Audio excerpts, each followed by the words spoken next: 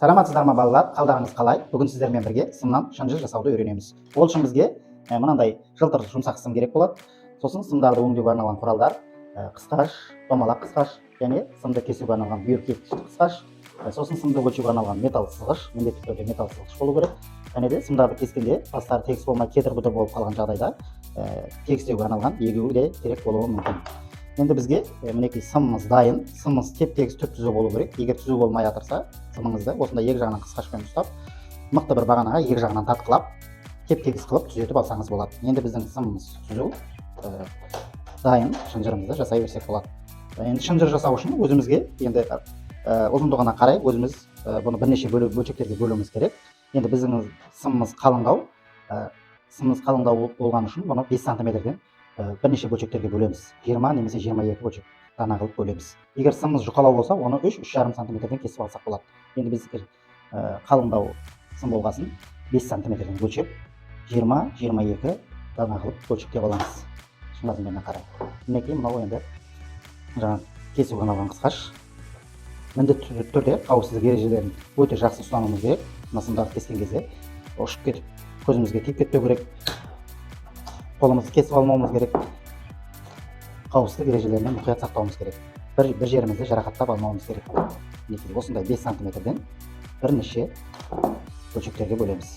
Мына ұшып кетіп көзге тиюі мүмкін. Соның үшін ұстап тұрып кескен дұрыс болады.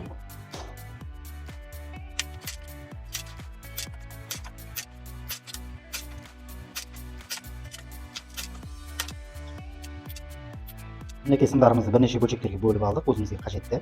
Енді шынжырымызды бастаймыз. Домалақ қысқаштың көмегімен сымның басын домалақтаймыз. Өте мұқият боламыз, қауіпсіздік ережелеріне қолымызды қысып алмауымыз керек, немесе бір жерімізді жарақаттап алмауымыз керек.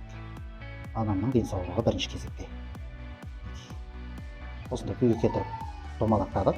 Енді осы жерде мән беретін зат, біреуін төменге қарай домалақтасақ, екінші басын жоғары қарай керісінше домалақтаймыз. Осыған мән беруіміз керек.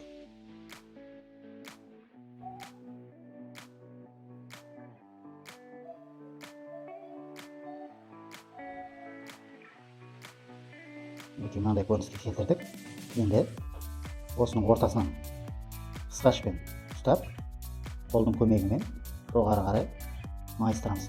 Екі басын бір-біріне тегіземіз. Қалған жағын қысқаштың көмегімен бір-біріне жабыстырамыз. Шынжырымыздың бір бөлшегі шықты. Енді екінші бөлшегін жасаймыз. Екінші бөлшегін бастаймыз. Домалақтаймыз басын. Домалақ қысқаштың көмегімен домалақтадық. Енді осы жерде мән беретін жағдай, алдыңғы жасаған бөлігіміздің басының домалағының ортасынан өткізіп алуымыз керек. Сосын екінші жағын домалақтаймыз. Екі жағын домалақтасақ, бұдан өткізіп ала алмай қаламыз.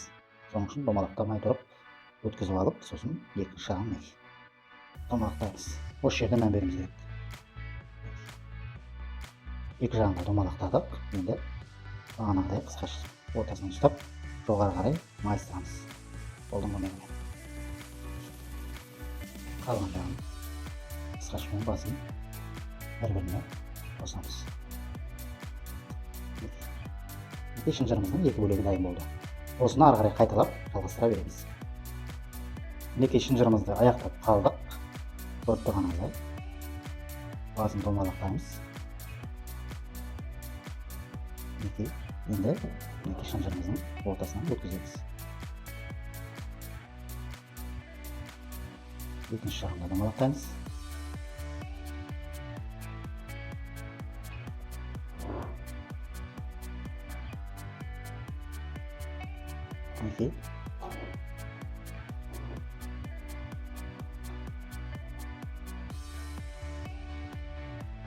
Қысқашпен қысамыз.